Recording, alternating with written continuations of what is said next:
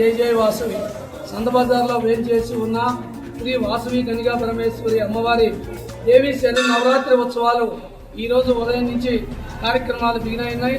భక్తులు వేలాది మందిగా పాల్గొని అమ్మవారిని దర్శించుకోవడం జరిగింది.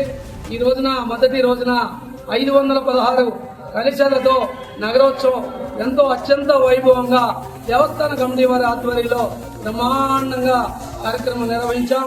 అలానే భక్తులకి, మీడియా వారికి, అలానే చీరాల 1 టౌన్ సర్కిల్ ఇన్స్పెక్టర్ గారికి, పోలీస్ సిబ్బంది వారికి అందరూ కూడా ఎలాంటి అవాంఛన సంఘటనలు జరగకుండా